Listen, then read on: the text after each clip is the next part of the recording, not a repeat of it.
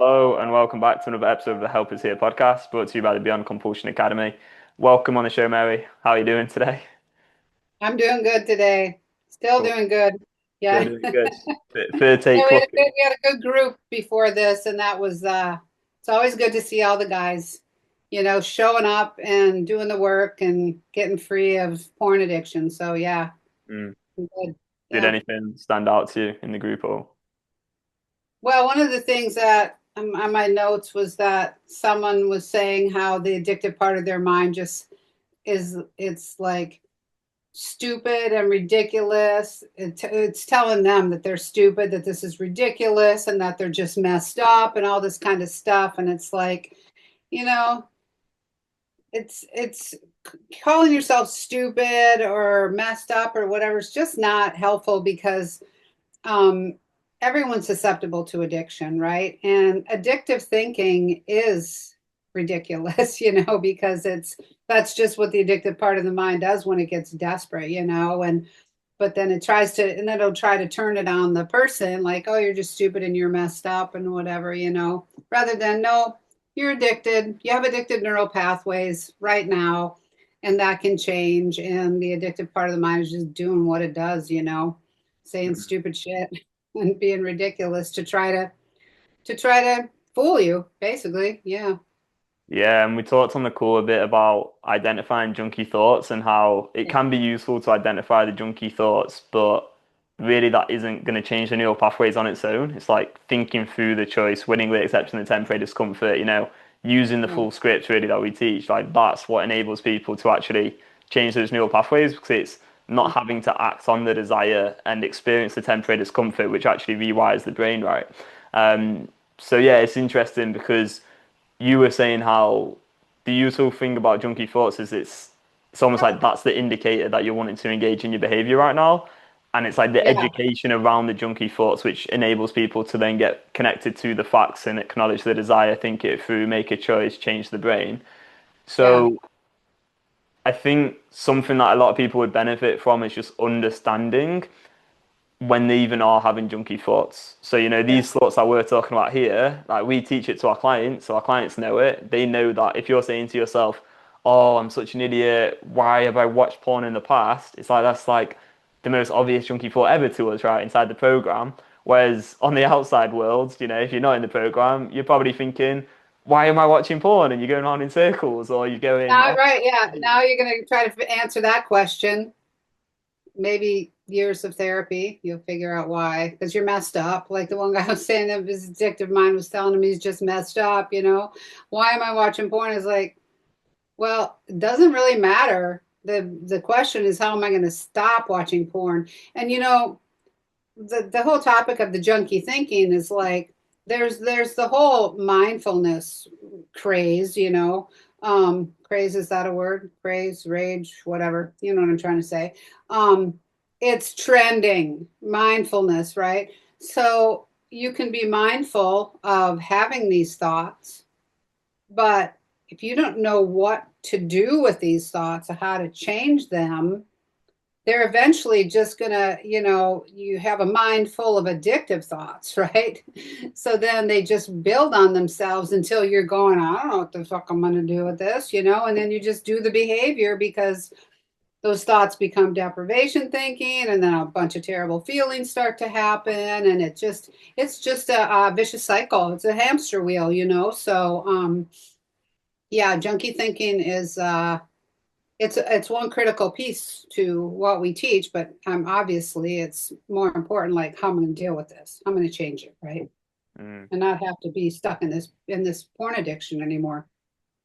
yeah, Yeah. absolutely. I think a lot of people nowadays are bombarded with information and different random hacks and tactics and strategies for things. And what I've seen over the last few years is you have these like YouTube channels now, and I don't know if you even know much about these, but there's like, now you've probably not even heard of them actually, but it's like a guy called like Andrew Huberman. There's a guy called like Chris Williamson. They're these guys with like millions of subscribers, right? And they have all these different people on, like world experts on different topics. But the problem with that, if you go and consume that information, and I'm not saying avoid those people entirely or anything, because I'm sure they're amazing at what they do. Personally, I don't see any need to consume that information because there's no problem there that I want to solve. But what you're going to end up doing is like just learning so much random shit. And I think what we see is some clients before our program is they kind of have that compulsivity towards always learning new stuff, but it's actually the taking action in life which genuinely changes things. So like what I did about a year ago was, okay, I'm going to stop consuming all this random self-improvement stuff and just find a solution to like a problem and then just work on that problem and solve that problem. And since I started to just kind of close in on very specific problems that I wanted to solve, that gave me so much more space to just grow in the right way and actually change my life rather than being on this treadmill of self improvement, always learning random stuff, which doesn't actually deal with the problem at hand, the actual problem that people want to deal with. Yeah, yeah, for sure. I know, like we were talking, the guys are already susceptible to going and looking for all this information because they've been looking for so many years to try to solve the porn addiction problem, right? And then it's like, you can Google, and then you end up, it's almost just this compulsive thing, compulsive, looking for information. And it's like, and there's no end to it. Somebody was saying in the group today about going down a rabbit hole with you. What's that about? It Oh was, yeah, so funnily oh, enough, that's a yeah, client who so yeah, me and him like worked together. We did like 6 weeks one-on-one, right? And yeah, before he even joined the program, he said to me, Tom, I think I'm going to be one of the hardest clients you ever work with because he already had a really good understanding of our method because I think he listened to like every episode. But he was like, Tom, I have so many junky thoughts and unanswerable questions. I'm really into like self-improvement and I'm really interested in spirituality, psychology. So I have all these different junky thoughts because I've consumed all this information on all these different things, right?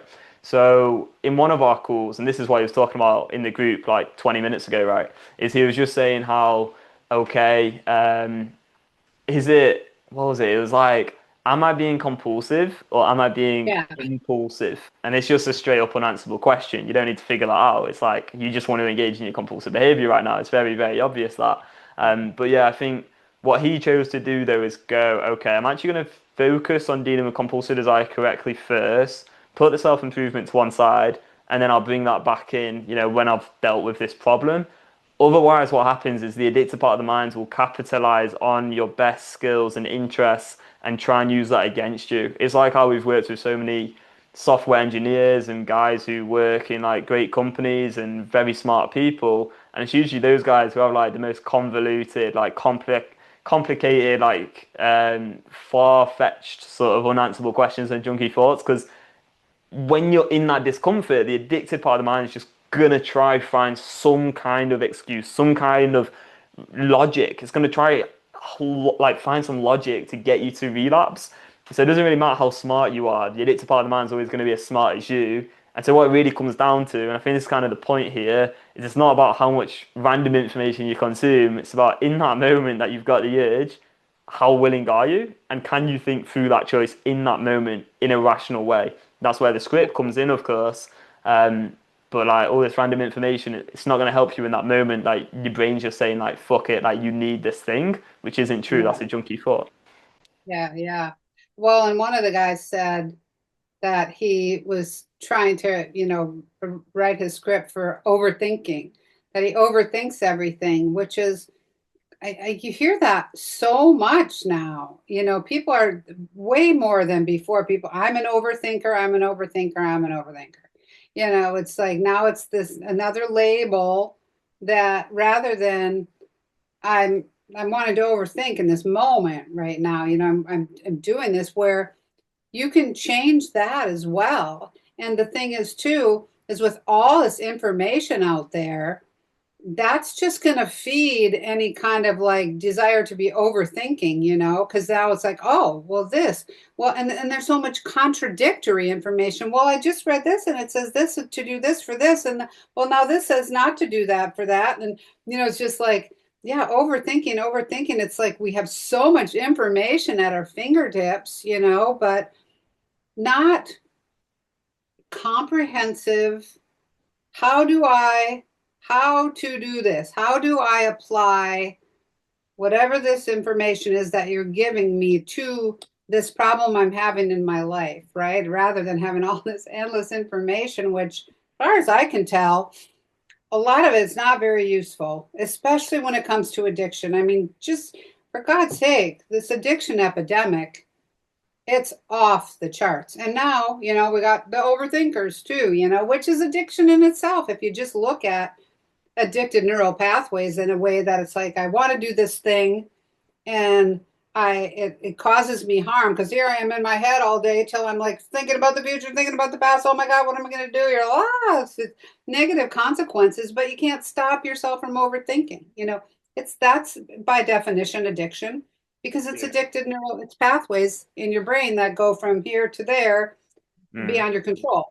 So it's like, yeah, yeah, I don't know Going why. back to the point you made about how there's so much like contradictory information nowadays. I've got like 2 points to make on that, right? So the first one is just to be very straight and direct with people. I honestly believe our method and what we teach does contradict 100% of information out there. Like Oh yeah.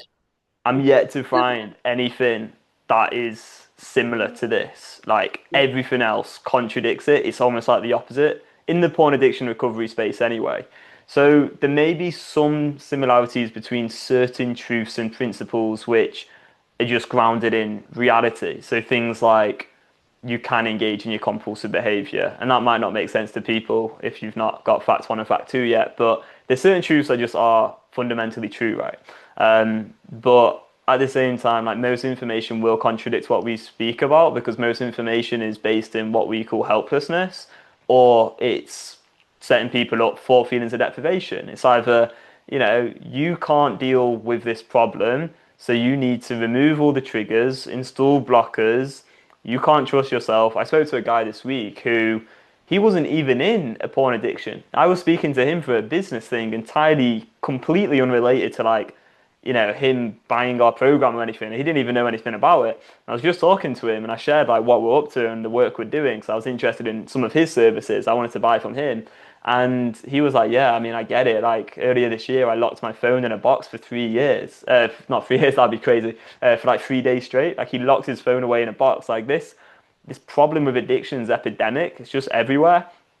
Um, but but yeah, I mean, people are going to be told stuff like that, which completely directly contradicts what we say, which is that you actually do have a choice. I know you weren't the biggest fan of that language, but with the right education, you do have a Yeah. choice all the time, like moment by moment. There's no way anyone can ever force you to engage in compulsive behaviors. There's no way Yeah. anyone can ever dictate what you choose to do in terms of like going and watching porn or actually making a rational choice. You have a choice. Yeah. That's like we were talking in the group buzzwords. Everything is a choice, right? Yeah, you do have a choice, but what people don't have is a tool to make the choice. They don't have that, so that's what we give them is the tool to make a choice.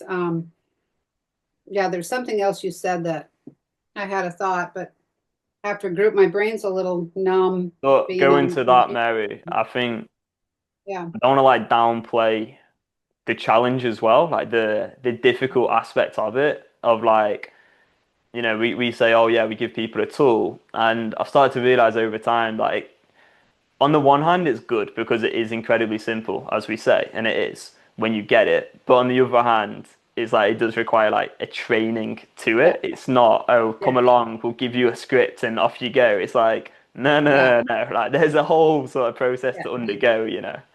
Yeah. And we provide a tool to be able to make a choice. And one of the points I was making in the group is that if people just use the buzzwords, and I know we tell people, and I know you tell people everything is a choice, and once they're in the program, it is a choice. You can use this tool that we're giving you or not.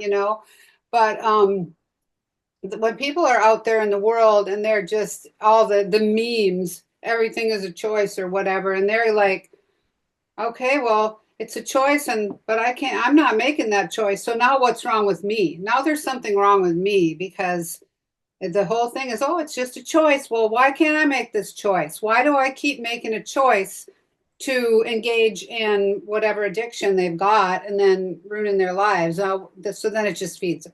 What's wrong with me? I've got a problem. I'm different than everybody else and all that kind of stuff. And it's not them. It's that they haven't been given the tool to make the choice. Mm, So yeah. it's the distinction there. So I would say to people, don't, if you can't just do it, just do it, then it's not that there's something wrong with you. It's that there's something wrong with the advice that you're getting, Yeah. Yeah. It's so don't give up for sure. Don't give up, you yeah. know. It's literally going to be a case of the way you're thinking about it, your system, your process. It's not to do with like who you truly are. And this is another interesting point, really, because there's a lot of one-on-one, very, very tailored support to addiction recovery. That's probably the conventional approach, really, is maybe not so much for the porn, because I don't think many people who struggle with porn and want to stop porn even are aware that it's like an addiction. It kind of is deemed as this like bad habit to stop nowadays in society and totally minimized, which is a whole other podcast Everybody episode. does it. Yeah, everyone does it. It's normal. It's okay. It's fine. Well, okay. What's the reality of your life, though? It probably isn't okay with you, and not many people are actually going to validate how bad it does impact your mental health. And I've been there. I know what it's like. But yeah, what I was going to say is like, um, I think it's very, very normalized, right, in society, and people think this behavior is okay, but the consequences aren't going to be okay with you. And then on the other side of it, it is going to be challenging to stop it as well. Like there are going to be times where you have a lot of discomfort and a lot of resistance because the addictive part of the mind is going to provide you with a lot of discomfort. So it may seem like it's some easy hack, but at the end of the day, it's still going to be up to you to like do the work. Like once you've got a script, it is a choice, but you still got to go and experience the temporary discomfort. It's not like, oh, you've got some free pass now, you're good. You're never going to have any desires ever again. It's like still going to be some discomfort. And I got this message recently, was earlier today, and he just said, hey, I've been meaning to ask you, this was just a podcast listener, but hey, I've been meaning to ask you, when you met Mary and she helped you learn all these like concepts and principles, how did you feel? Were you able to accept them right away? It was an interesting question. It was really cool. What I responded was like, yeah, like wow, what a great question. But I absolutely hated learning them to be honest. Like the addictive part of the mind has a lot of resistance to what's true because it feels like I can't do this thing, but like paradoxically, that just contradicts like the first one of the first things we learn, which is like you can do this thing. So yeah, it's just kind of interesting because I think Well, there's a lot of the guys resistance. are so invested in somehow thinking that they can't do it or that they have the blockers up or whatever, that actually is what is stopping them from doing it. But it's not. It's like temporarily they can have like this blocker in place or whatever, but so I get like that there's resistance to learning the truth about it, that you can do it, but that's about avoiding all those feelings of deprivation, which are just going to get in the way of the process. I mean, the truth will set you free, it's really true, but I get the resistance. And, you were saying before, like there's contradicting information about shit, right? Mm, Welcome to the last 35 years of my life. I've been teaching people the opposite of what has been taught for, nicotine addiction, food compulsion, drugs, whatever. Before I got, doing the porn stuff with you, I've been teaching the opposite of all the, conventional methods out there for the last 35 years. mm, mm, But I mean, it started with nicotine addiction, right? And we had big groups, classes, 75% success versus like the CDC statistics for nicotine addiction recovery. They don't even call it nicotine addiction, but it's like 6%. And those people are doing like nicotine replacement therapy. They're still, it's like, it's very, yeah, I teach something completely different, but it's dramatically more effective. Mm-hmm. But it's just been me. I mean, I have my mentor, but she is older and retired, and so there's nobody teaching this except me, and now you. So Think like your whole perspective on what's possible changes when you learn this method though, because last year, well, since learning this method, like I chose to engage 2 times, and at first, I guess I didn't seem too bad. Like a lot of listeners might hear, like, oh, only 2 times, that's pretty good. But then it's like when you learn this method and you realize how addiction works, it's like 2 times, like freaking hell, like you messed up big time, and that's gonna sound so scary to people. But it's like that's kind of the truth of addiction. It's like you're either in it or you're out of it. There's no gray area with addiction, and that sounds incredibly scary. But that's why it's so essential to go through a training phase. Like there's got to be the training phase where you're continuing to engage throughout the training phase. Like every client we work with, we almost have to argue with them into convincing them that it's okay for them to choose to engage until they've actually had the training. Because there's so much resistance to choosing to engage. It's like, I don't want to engage, I don't want to engage, I don't want to engage. I've been doing no fap, but it's like, well, we're not getting connected to that neural pathways on a if we're saying I don't streak. want to engage. No, I don't want to blow my streak. Well, guess what? Your streak is not accomplishing anything other than reinforcing old pathways. Oh my God, I can't do this because I stopped. I'm on a streak. It just keeps reinforcing all the wrong pathways. Yeah. It's yeah, I'm never surprised at all how epidemic addiction is because, I mean, from my perspective, I can see, I can tell, I mean, I could take every method out there and show you very specifically how it is making addiction worse rather than Yeah. helping people to get beyond it. You Yeah. know, I I still think one of the people hate me. People hate me, Tom. I'm sick of being hated. Are you starting to feel the hate too? I'm sorry I dragged you into this I, hateful world.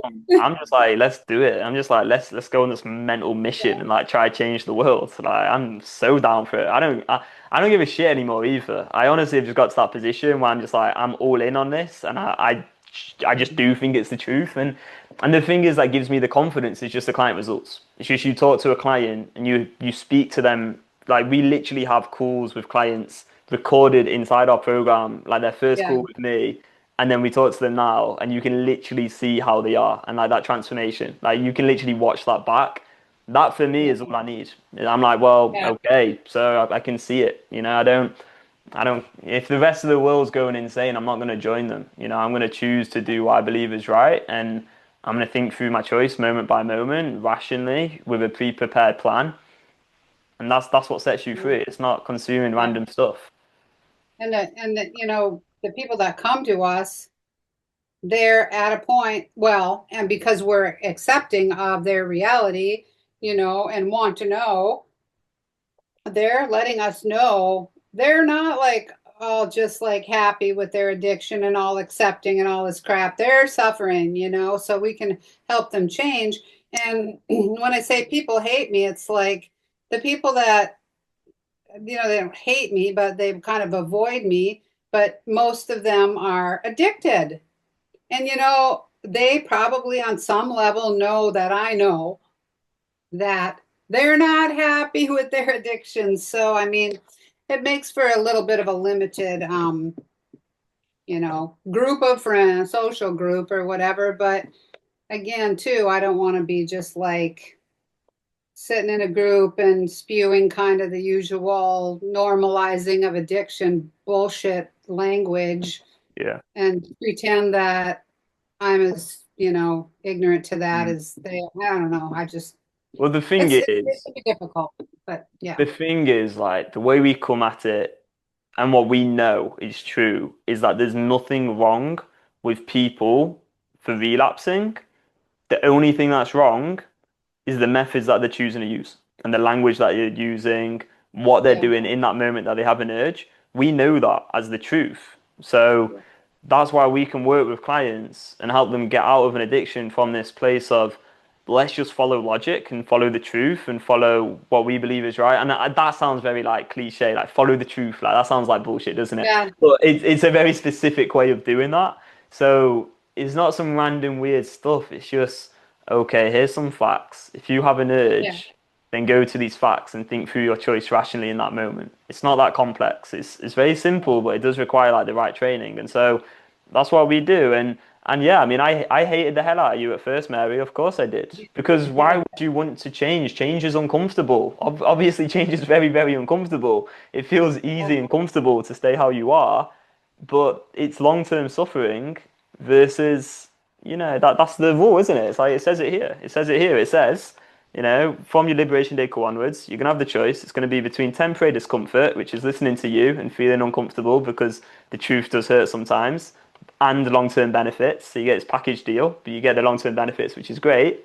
Or you choose the temporary relief, which is choosing to, stay in the addiction and keep on relapsing every time you have the discomfort in your brain, and the long-term suffering. So that's the choice. That's what it partly comes down to at the very start of the script, and then you read through the script to make your choice. But that's the thing is, yeah, I mean, when I first started working with you, the addictive part of my mind hated you. The real me, the rational me, could never hate you. The real rational me loves you, of course, and Yeah. so do the guys that we work with, like they love you as well, the rational part, and they probably hate, me and you at times, but it's only because the addictive part of the mind's talking at that point in time.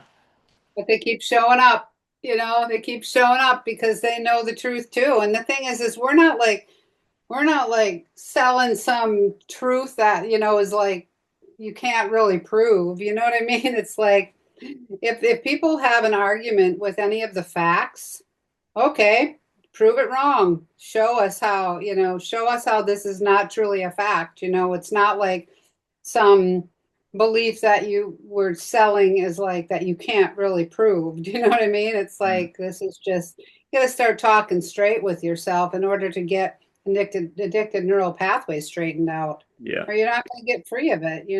So Yeah, yeah, exactly. And we don't want to go into order of the facts because they've got to be taken in a very specific order with like time yeah, intervals between implementing them because that's how you rewire the brain correctly. But just like a bit of an example of that, we can start with, fact one, for example. I think that's okay, really. But no one can argue with the fact that they want to engage in their compulsive behavior when you display that in a certain way. And like one of the exercises we use is it true that you don't want to bang your head against the wall? And is that the right question that we ask? Is it do you want to pound your head against the wall? Well, people Yeah, say, that's I mean, it. I remember when I did hypnosis for smoking, 50 years ago or some shit, whatever it was. And they're like, you don't want to smoke. You don't want to smoke. You don't want to smoke. And I'm like, if I didn't want to smoke, I wouldn't be smoking, right? I don't want to pound my head against the wall. Ever I don't pound my head against the wall. You know what I mean? It's like, Yeah. but it's just, simple, corrections in the language. You don't want to have an addiction. You don't want to engage in your addiction, but the wanting is the problem. Mm. And everything out there is try to find a way to deny that wanting, right? Deny the, just go and try not to think about it somehow. Like the Mm. hypnotist, you don't want to smoke. You don't want to smoke. The hell I don't. I want to get the hell out of here and have a cigarette right now. It's that's what I was thinking when I was at Yeah. the hypnosis session. Yeah. But it's like, that's it's natural to want to deny it because again, they don't know what to do with it. Mm. What am I going to do with this wanting? If I want it, I'm going to do it. So don't admit that you want it. But the thing is, that conflicts in your brain. I mean, people talk about craving and compulsion is compelling. It's like that's that what's more like obsessive, it's like how do you just go, oh no, I don't want that, I don't want that, I don't want that, when the brain is going, I want it, I want it, I want, I'm compelled, I'm obsessed with it, I can't stop thinking about it. It's just it doesn't compute in the brain. It just, and then the wanting wins out because you don't know how to deal with the wanting. So Yeah, it's so crazy. Like that alone just changes things so much when you start accepting the desire. And it's not about accepting it in this way of like, oh, it's okay, I'm gonna be an addict for life. It's like, no, no, no. Let's just start off by getting, Acknowledging it. it's acknowledging it, it's getting connected to that neural pathway of compulsive desire so we can get into the neural pathway so we can think it through rationally, make a choice and change the neural pathways. But if like 99% or even 100% of the information really outside of this program is telling you you don't want it, like how are you ever going to get into the neural pathway to change it? It's not going to happen. You're just not going to. So, like Oh, last weekend, for example, I'm tired, I'm ill, all kinds of like reasons I could come up with, right? But when you break it down, there was moments last weekend I had a shit ton of desire, so much desire. But did I choose to act on it? No, not once. I chose to willingly accept the temporary discomfort at all times, and I thought it through rationally with my script. And the reason I was able to do that is because I start off by accepting it, by accepting and getting into that neural pathway, thinking it through, and then feeling great afterwards because I've changed my neural pathways and I've dealt with it and it's done and it's sorted and the desires lessen over time as well. That was the first time I'd experienced any like desire in that way for months and months, and who knows if I'll experience that again. It doesn't really matter right now because I've got a choice, and if I do, I'll use a script. If I don't, I won't use a script. Sorted. yeah, and I think we know one of the distinctions I've been trying to make lately for the guys or just in general is acknowledging the desire, not you don't have to accept that you have this desire. Yeah, yeah, that's right. Acknowledging is very different because accepting is like, oh, then they're like, oh, this is me. It's always going to be this way, whatever. It's like it's a fine line. We've got a lot of fine lines to deal with, but Mm. the fine line there is acknowledging it. You're going to get connected to it. But no, you don't have to accept that you have this addictive desire. Fuck that.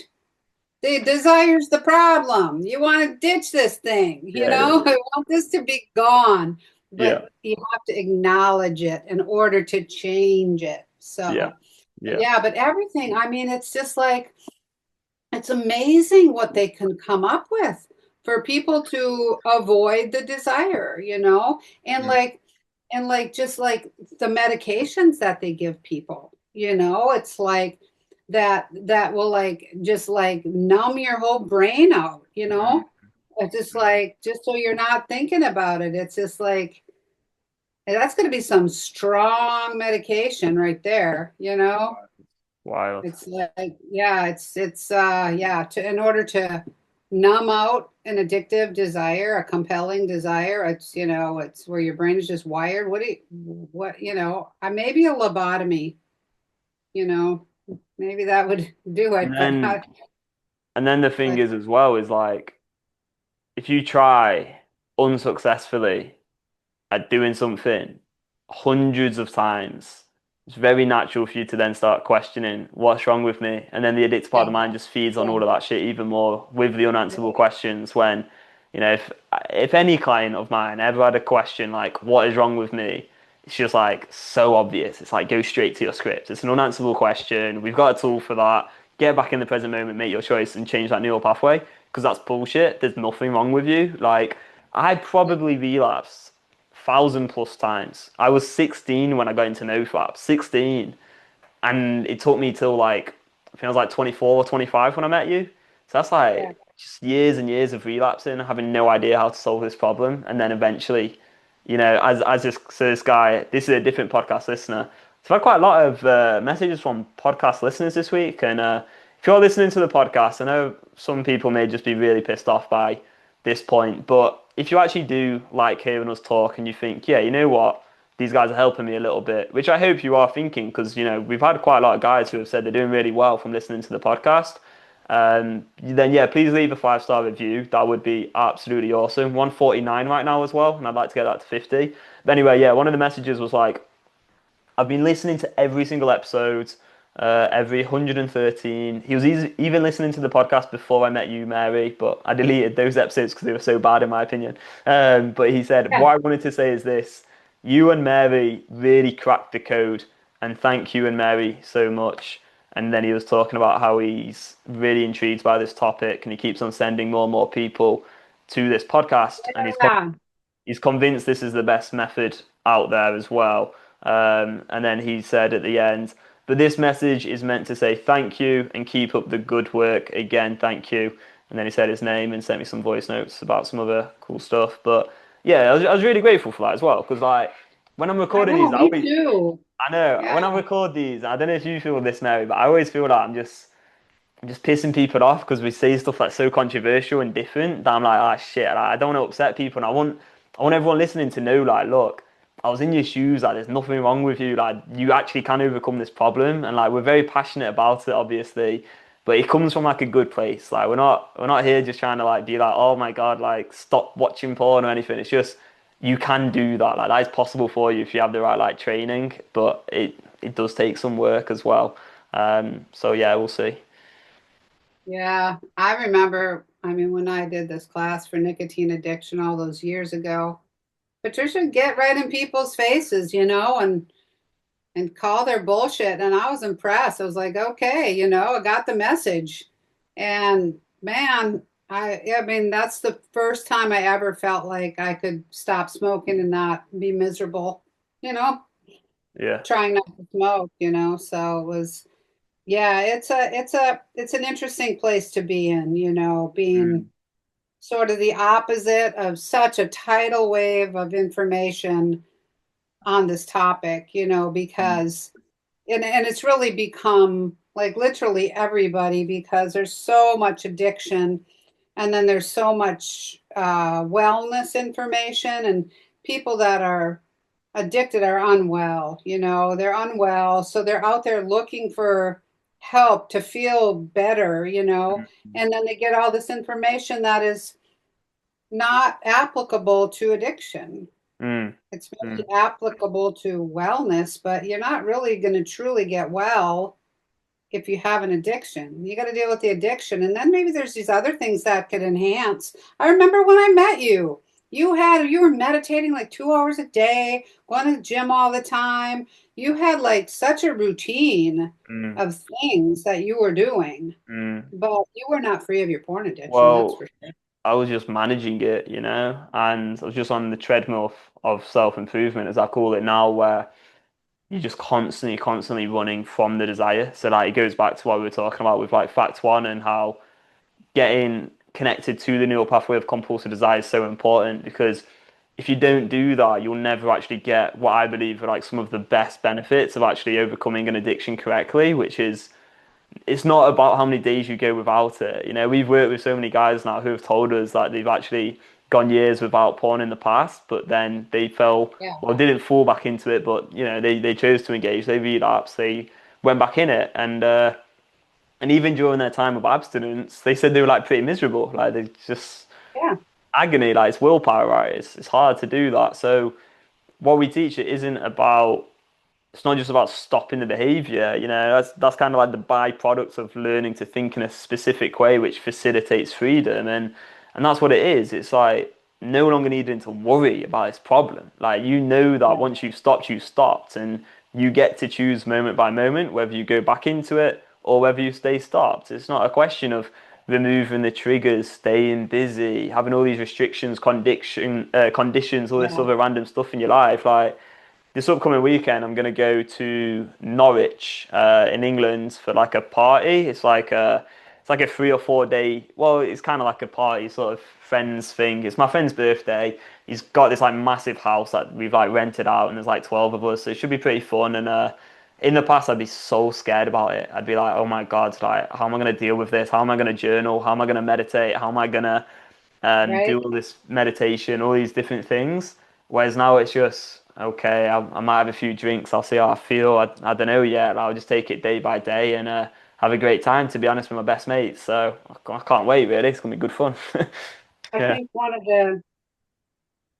of the most freeing things for the guys can be, once they go through the process and they have their script, which is the tool to be able to think it through, is they can like truly say they don't have to have the thought, how am I going to solve this problem Mm, anymore? What am I going to do? How am I going to solve? I'm going to go on the Google, go on the NoFap, go on the Brain Buddy, go on to this, go on to that, see what everyone's saying but how am I going to solve this problem? That question is answered. When they do the work with us, have the script, then now they've done the work. Now this is how you solve this problem. You use this script, you're going to change your pathways. And that's real. Neuroplasticity, that is real. Mm, Now you don't have to think that anymore. And I mean, just the freedom and just that. How am I going to do this? What am I going to do? How should I go look on the Google today and find the this? And what's the latest thing that I can do? And should I go check in with it's just like, no, you don't have to mm. do that anymore. Now it's like, this is it. This is how I do this. Now I'm going to do it. Right. Yeah. Yeah, yeah. And it was good in the group call today because we actually had even less like questions than last week. So we only started off like group calls on Saturday, and then today's Wednesday as we record right now. So we just started doing like two group calls a week, and I'm really excited about them. We recorded the session as well and uploaded that to the program so that anyone can watch it back. And yeah, we had even less questions this time, and we're obviously there to like encourage people to ask questions and get the right coaching and stuff so they can change the way they think about things. But at the same time, what I've realized is the more we work with people, the less doubt, the less uncertainty, the less questions they have. And Yeah. that's what it's all about. It's not about us having guys like be in the program for the next 10 years. I mean, they may want to choose to do that, and that's fine because it's a great community now. With like, we had like 39 comments on the weekly wins posts, like literally from 2 days ago, and it's like it's kind of thriving now, which is awesome to see. But it's like, get your information, build your script, get clear on what to do at all times, crack on, live your life. And we had like that win that I was talking about on the group call, which was about how one of the clients, I might just read a bit of it out actually. It was basically, he's been, I think it was like bachelor's party or something. It was one of his mates' parties, and he'd just been like, I think he'd had a few drinks or whatever. He'd ended up getting together with some woman very spontaneously, and he just had a fun time. Yeah, so it was a big one. So he hosted the bachelor party. He'd been prepping it for 4 months. It was one of his best buddies that was his best man. Everything went exactly as planned. That alone felt like a huge win. And then yeah, he was talking about how he'd skipped his workouts for 3 days straight. That was unusual, but actually felt strangely liberating. So that kind of goes back to what we were just saying there a minute ago. On the day of the party, only managed to get one script repetition in. That's the first time that that's happened since he started the program. He was a bit worried that he'd get hit by urges the next day, but funnily enough, I stayed completely urge free. He's back to his 4 or 5 reps daily now, but he'd say that was a big win. And he was talking about how it showed him how much my rational self is strengthened. He's looking forward to repeat it more often again to not get complacent. And then he was saying at the bachelor party, he's made out with a woman from the bachelorette party. They crossed paths at the restaurant. That felt, and then he goes on to talk about so many things and how he's proud of himself and started to value himself a lot more, and he's proud about that and many other things actually in that post, which is really cool. And I love to see that. It's like that's what it's about. It's not about the Jocko Willick or like David Goggins, this big like alpha sort of stacked guys like going and running every day or going to the gym every day. It's just about taking control of your mind, changing how you think, having a script to rationally think through compulsive desires, and then enjoying your freedom, cracking on with your life. It's that simple, to be honest. That's the You goal. know, I see these ripped guys, the gym rats, whatever, that are just all pumped up and whatever. And the first thing I think is, what addiction are they trying to run from? Basically how I see it. But there's things that I see that I can't unsee. It's like blessing and a curse in some ways. But yeah, it's just not sustainable. Trying not to think about an addiction or just creating a healthy lifestyle or whatever, it's not sustainable. It's just not. Mm, And who wants to feel that way anyway? You always got to like run from these desires. It's rather than just like learning to deal with them and changing them. And then if you want to go get fit, then that's great because then you have the benefit of getting fit, and you have a choice about it. Not, oh my God, I have to go to the gym because I got to not think about this porn addiction. mm, I remember one of the guys said he was trying to do that. And then one day he was just like, this is just fucking ridiculous. He said he got on the treadmill and turned it on, literally turned it off and left. He was like, fuck it, I can't, this isn't doing me any good. He joined the program shortly after that. So, Yeah. but yeah, it's, that then all those self-improvement things actually can be beneficial to your life Mm. when you're not trying to use them to not think about an addiction, right? Yeah, yeah. And I'd probably say like the majority of the guys in the program are in like good shape and like do go to the gym and stuff. So it's definitely not as being like, oh, stop doing that. It's more, what's the intention behind it? Are you running from something or are you choosing to do it from a good place to like improve your mental health and improve your physical body even further? Yeah, well, and it's also a generational thing, Mm, and which I think the generational thing stems partly out of the obesity epidemic and people believing that if you don't work out, you're going to be obese, which yeah, is total bullshit. Working out has nothing to do with obesity, yeah, yeah. It's and you're never going to work off an food compulsion. Food Mm, compulsion causes obesity.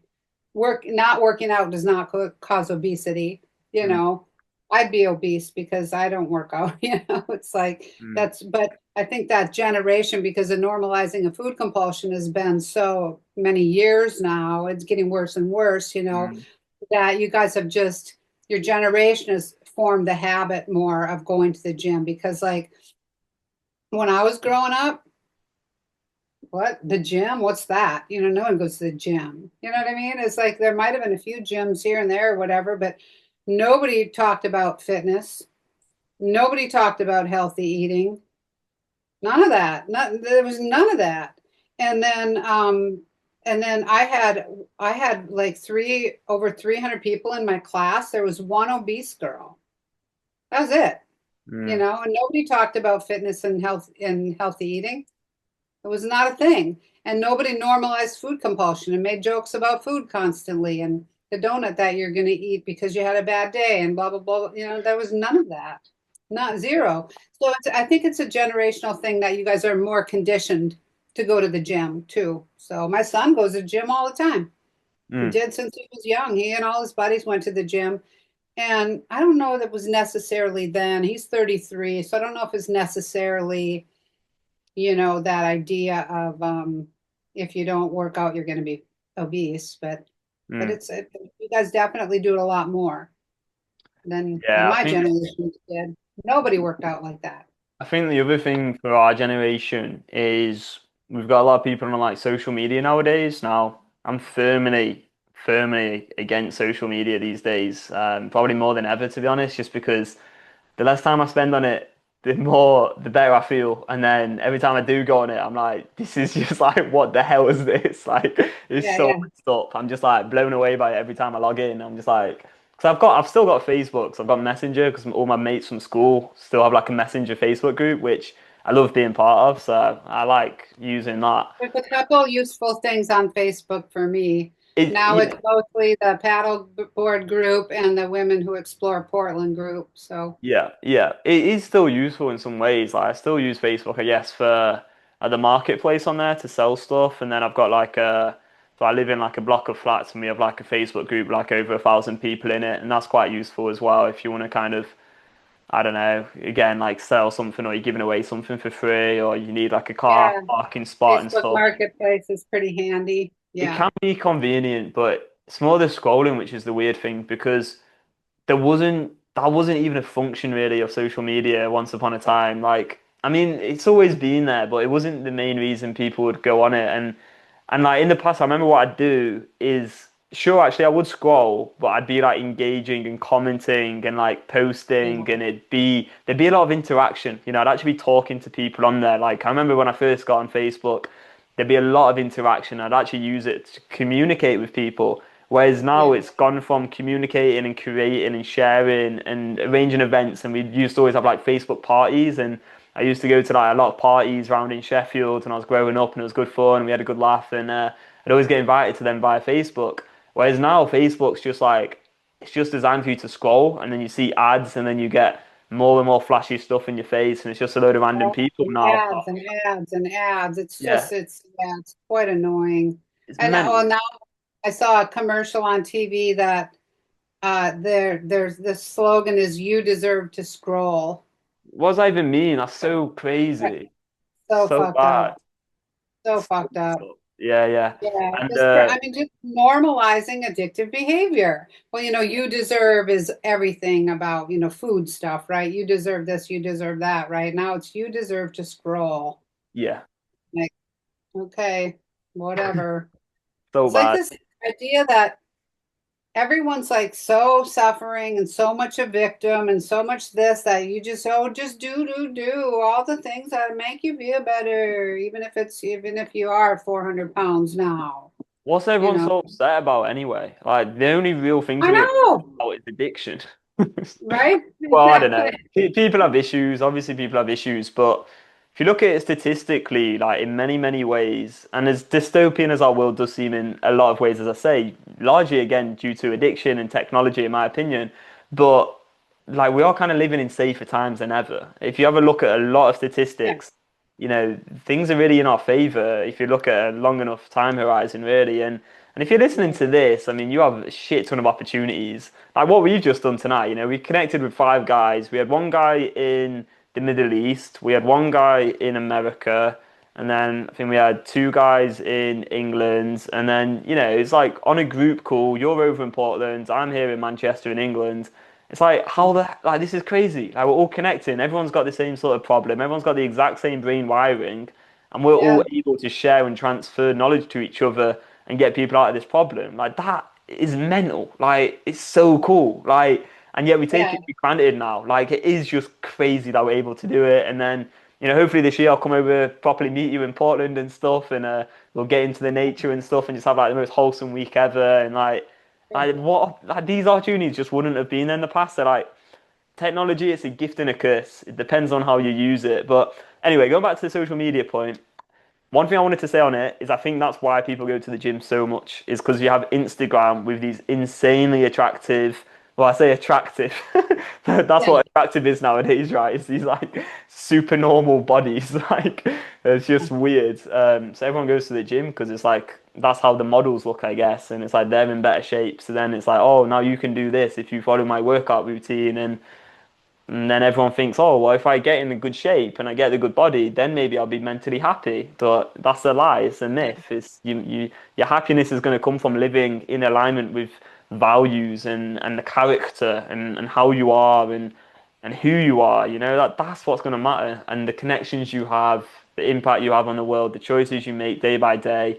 It's not going to come from the car. It's not going to come from the followers. It's not going to come from the great body. It's going to come from you living in alignment with what you know deep down is right for you. So that social media stuff, I think, yeah, we have a lot of role models on there, but Yeah. It's not going to come from making stupid ass comments about normalizing addiction. no, no. Like, But the thing, I'm going to start paying closer attention to, just documenting all the things I hear. I put a few things in the group in the school community for the guys just to yeah, make them aware. But again, because it's a language thing, it's like your generation has been conditioned yeah, to not even necessarily notice yeah, the fucked up language. yeah, Well, and you just got that message from someone who said they binge listened to our podcast.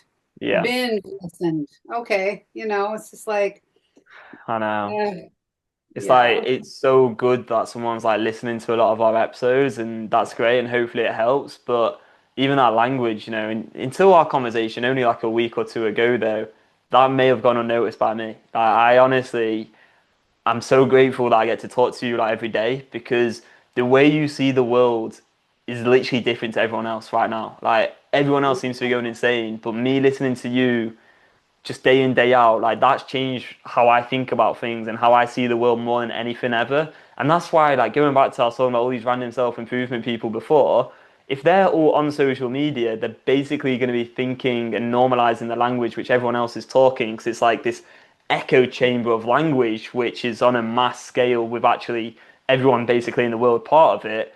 And what you need is like just something completely alternative if you want to get out of that and actually think rationally. A lot of the time, anyway. And maybe that's a bit of a generalization, but that's how I'm starting to see things anyway. I think the probably one of the worst things that I heard on the normalizing. I mean, there's just so much of it, but was, and we talked about it a long time ago in a podcast, was Matthew Perry's interview with Diane Sawyer. And this was shortly before he died in the hot tub.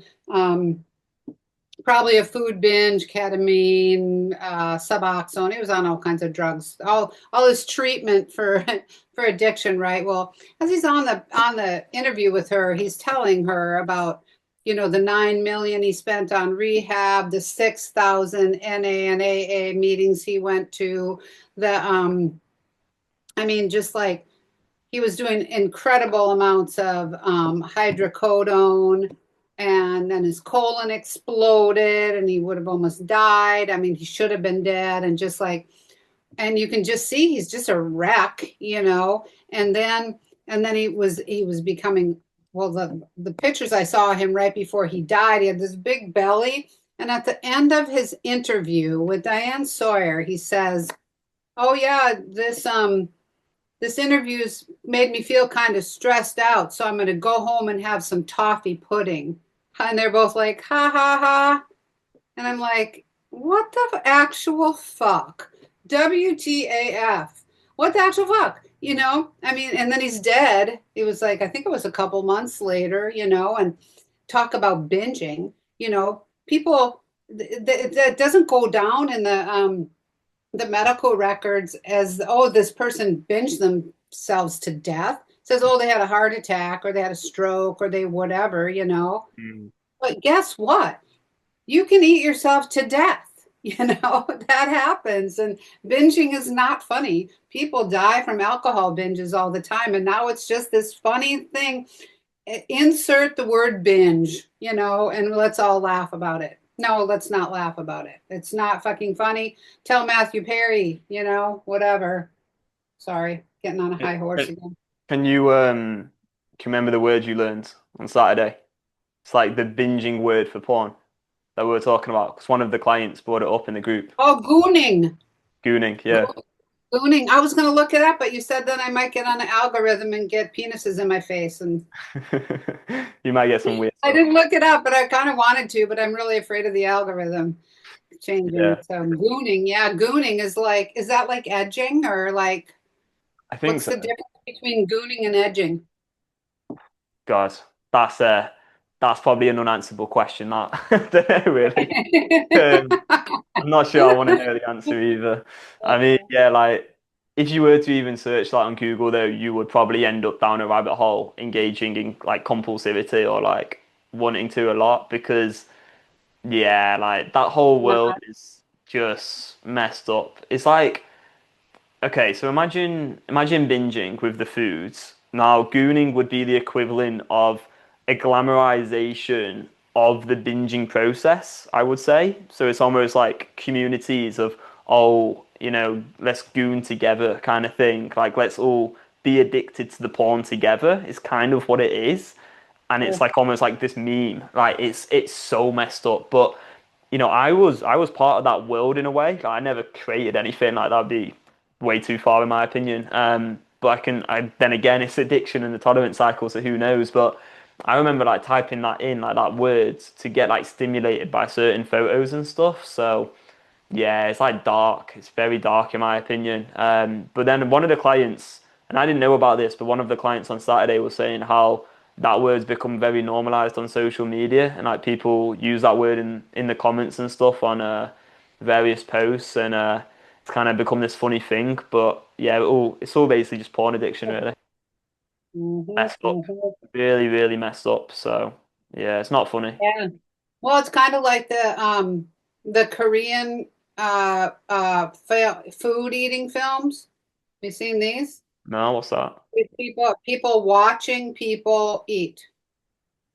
There's a lot of them are Korean films, and the people just sit there, and these are not obese people. These are just Korean people that are just eating and eating and eating and eating and eating. And I guess maybe these food compulsives can get their yayas out of watching somebody do it and think that maybe, oh, I'll watch them and then I won't. I don't know what the deal is, but Oh, it seems like like the same thing. I don't enjoy calling my dad out particularly, but my dad's, I think my dad's got like a bit of a food problem, right? And it's not, I don't want to minimize it, but it's not like too bad. Like he is, and this is kind of like the denying the reality of addiction that we talk about. Like he is a very happy guy, and like honestly, I can't tell you how much I respect my dad because at the end of the day, he's there for my mum.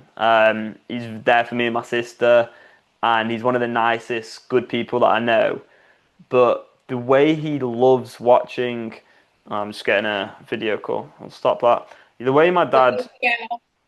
don't worry. Yeah, the way my dad loves watching that like day in the life of someone. I think it's called like My 600 Pound Life. Have you heard of that? Oh God, my Yeah. six. Have you seen that show? I've not seen it. My dad loves watching it. He finds it so funny. But I'm like, Dad, it's not that funny. Like, I don't know why he finds it that funny. I mean, Not funny. like It's sick, like horrifying. messed up that they're in that bad a It position. is literally horrifying. That's Doctor Now, Yeah, the guy yeah, down in Texas who's the only one who does the weight loss surgery on people 600 pounds plus. And he's just the weirdest little creature. You need to eat the diet of the 1,200 calories a day. If you don't do that, I can't do the surgery on you because, and he's just, oh my God, he's so funny. And it's like, these people, I mean, are obviously serious addicts, and they'll bring in the personal trainer, and they're like, these people can't get off the bed, and they'll like have them raise up their arm, it's just like, but yeah, they a lot of them have these enablers that are bringing the food in, and of course now you got all the Grubhub and DoorDash and all that stuff. You can get endless amount of food brought into you. I don't know where they get their money. Maybe they're living off the government. I don't know, but yeah, it's no, that show is very disturbing on so many levels. yeah, I wonder yeah. why dad watches it like and thinks it's funny. What does he think's funny about it? I feel like my dad just it almost like probably makes him feel better about I his was own just gonna say the choices. same thing, but I Yeah, didn't with the want to. food. Like as I say, Mhm. like, I caveat this with my dad's like honestly one of my favorite people in the world. But at the same time, like this whole addiction epidemic's so like pervasive, and he would definitely disagree with me. Like he might hear this one day, he will disagree with me. But the way he talks about food, I don't think it's like the opposite of what we talk about when it comes to food. You know, it just is a compulsive language. Like it's so easy to spot when you do this work for a while. Yeah, And then like the way he like is so he like really finds that like TV funny and like is entertaining. It's definitely his mind going, oh, at least I'm not like that, so it's okay for yeah, me to eat a lot, which is the junkie thought, right? It's just like yeah. obviously Because I'm not that bad. Yeah, it's that yeah, it's take a watch of the show. I You'll don't think see. I'll. It's it's extremely disturbing.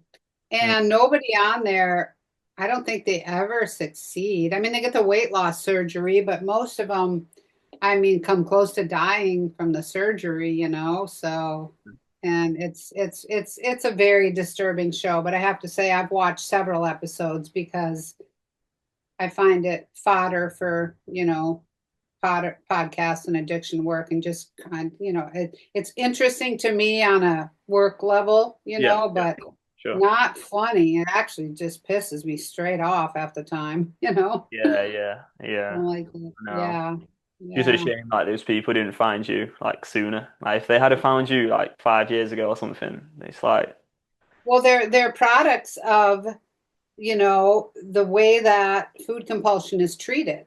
hmm, Everything that they're doing is making it worse and worse and worse and worse and worse. yeah, yeah, And they're building a tolerance, and they're just, I mean, these people are eating incredible amounts of food, yeah, I yeah, mean, just like nonstop, day in and day out, ingesting tons and tons of food.